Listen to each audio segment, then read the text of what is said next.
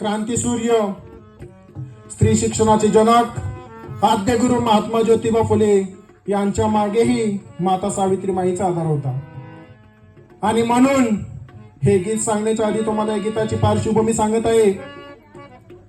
भारतीय राज्यघटनेचे शिल्पकार, महामानव, बोधिसत्व, विश्वरत्न, परमपूज्य भारतीय राज्यघटनेचे शिल्पकार, महामानव डॉक्टर बाबासाहेब आंबेडकरांच्याही मागे देखील मात्या रमाईचा आधार होता. रमाई काय होती? अरे रमाई अशी माता होती जिनं कधी सोन्याचा अहंकार केला नाही, कधी साडीचा अहंकार केला नाही, अरे कधी घराचा अहंकार केला नाही, कधी साध्या टेकलीचा देखील कधी अपेक्षा केली नाही. कशी होती माता रमाई? तर या गीतातून तुम्हाला सांगण्याचा छोटासा प्रयत्न करत आहे. काही चूक झाली तर माफ करा, मोठ्या मनाने माफ करा. तुमचाच मुलगा, तुमचाच नातू, तुमचाच भाऊ रवी मी सादर करत आहे गीत. तर माता रमाईला 5 मुले झाले होते आणि बाबासाहेब त्या टायमाला परदेशाला होते शिक्षण घेण्यासाठी. शिक्षण घेत असताना बाबासाहेबांचं संपूर्ण लक्ष शिक्षणामध्ये लागावं, बाबासाहेबांनी घराची काळजी करू नये यासाठी माता रमाई त्यांच्या क्षणाक्षणाला, शब्दाला, प्रत्येक घडोघडीला त्यांना पाठिंबा द्यायची. तर पाठिंबा कशी द्यायची? तर या गीतातून मी तुम्हाला सादर करत आहे. माता रमाईचा 4था मुलगा, तसं की 5 मुले होते माता रमाईला, बाबासाहेबांना. यशवंत होती, इंदुमती, राजरत्न आणि 4था मुलगा गंगाधर आणि 5वा मुकुंद. बाबासाहेबांची सगळे मुले वारले. यशवंत शेवटचा मुलगा राहिला की जो आयुष्यभर जगला आणि त्याच यशवंत आंबेडकरांचा मुलगा म्हणजे डॉक्टर प्रकाश आंबेडकर. तर ज्यावेळेस गंगाधर वारला होता त्यावेळेस बाबासाहेब परदेशाला शिक्षण घेत होते आणि बाबासाहेबांना कळवावं तर कसं? गंगाधर तर वारलाय, बाबासाहेब तर शिक्षण घेत आहेत, गोरगरिबांचा उद्धार करायचा आहे, समाज सुधारायचा आहे. अरे जर इथं शिकलो नाही तर माझा समाज अडाणी राहील, समाजावर माझे अन्याय होतील. आज लोक आपले गोरगरीब लोक पाटलाच्या घरात जाऊन, मराठ्यांच्या घरात जाऊन, बामणाच्या घरात जाऊन कामं करायची आणि गुरंढोरं ओढून ते कापून खायची. असा आपला समाज होता. कळकट, मळकट आणि बळकट समाज म्हणजे महार समाज होता.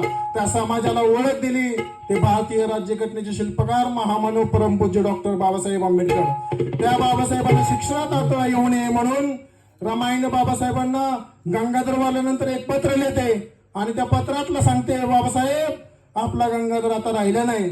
तर ते कशी सांगत आहे ह्या गीतातून ऐकून घ्या.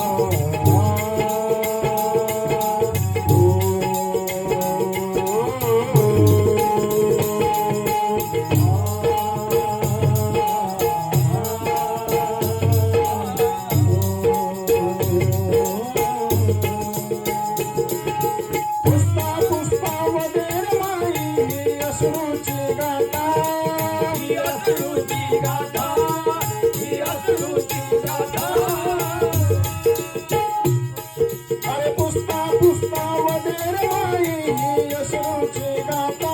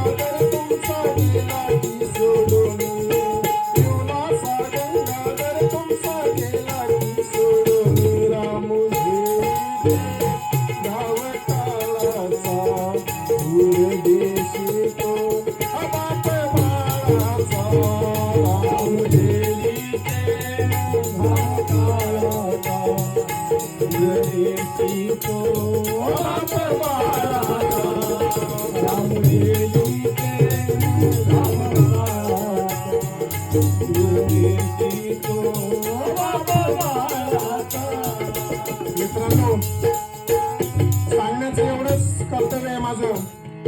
आज तुम्ही ज्या बायका ज्या साड्या बिड्या घेताय, 1000 10,000 5,5 हजाराच्या साड्या घेताय. अरे तुम्हाला एक चप्पल जरी 200ची घेतली तरी त्या चप्पलेमध्ये म्हणताय तुम्ही ही 200ची चप्पल घेतली मला. सर, ही अशी रिअल परिस्थिती आताची. बायकाला सण नाही होत. मला एवढंच घेतलं, मला तेवढंच घेतलं, मला हीच साडी घेतली, मला ती साडी घेतलीच नाही.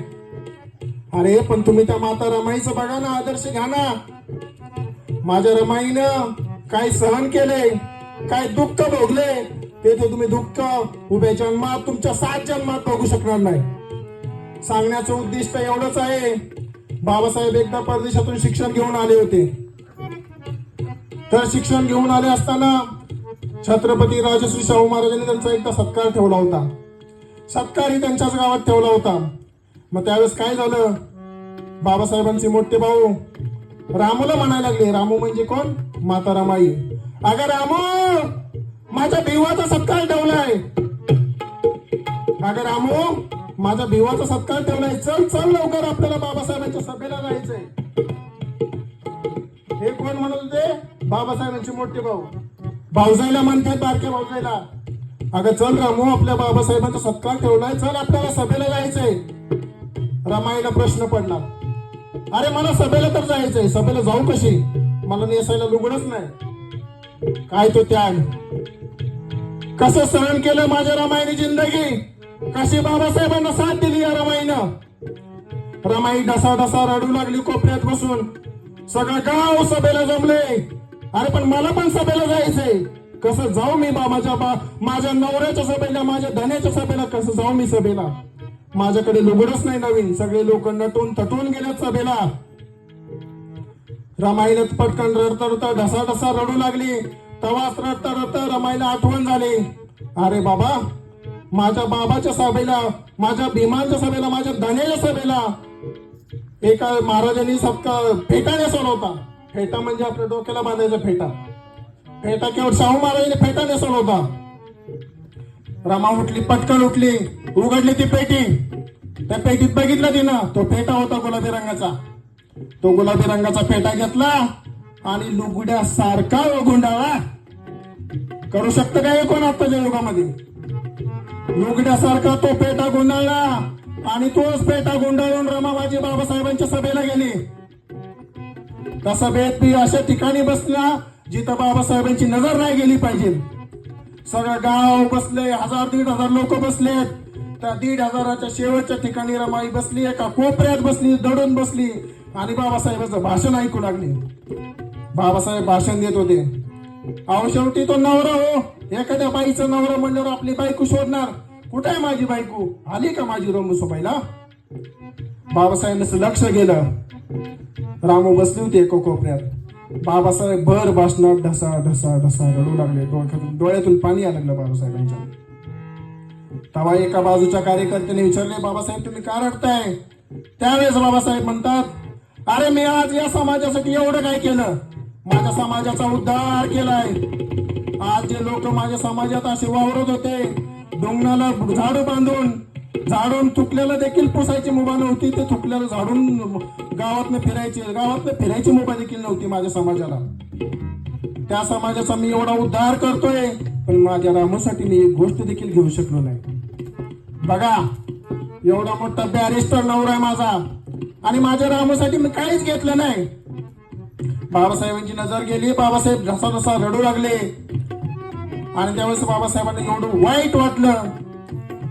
ते वाईट वाटलं म्हणून बाबासाहेबांनी परत रामाची समजूत काढली, पण त्यांच्या मनात एक खंत शेवटपर्यंत राहिली की माझ्या रामूसाठी मी काहीच केलं नाही. आणि म्हणून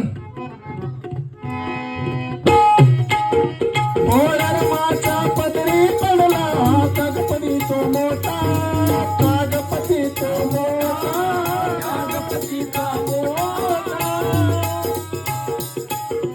तरी उचलला आनंदाने हा दुःखाचा वाटा, हा दुःखाचा वाटा, हा दुःखाचा वाटा.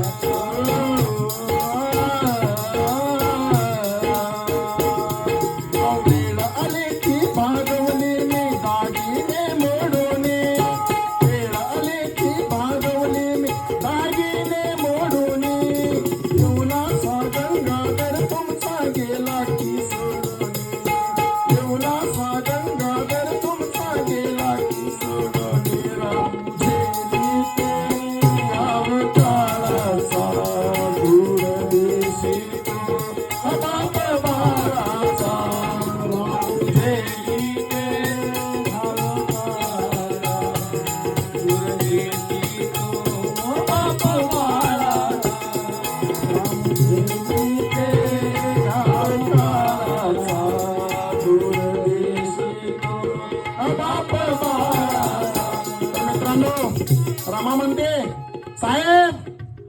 तुम्ही माझ्या घरातला विचार करू नका.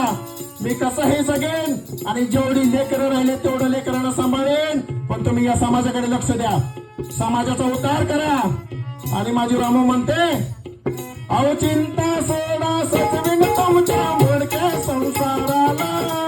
मोडक्या संसाराला, मोडक्या संसाराला. अहो चिंता सोडा सजविन तुमच्या मोडक्या संसाराला. जीवा पाडणे जपते साहेब मुकुंद यशवंताला. मुकुंद यशवंताला, मुकुंद यशवंताला. अहो जीवा पाडणे जपते साहेब मुकुंद यशवंताला.